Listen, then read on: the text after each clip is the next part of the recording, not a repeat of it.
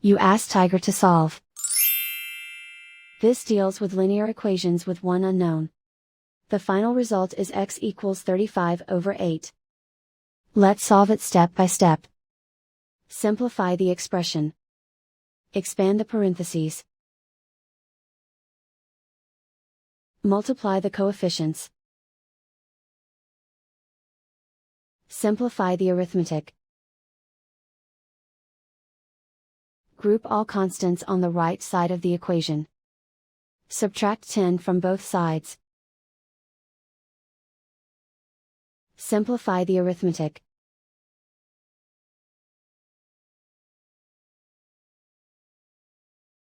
Isolate the x. Divide both sides by 8. Simplify the fraction. And so the final result is x equals 35/8.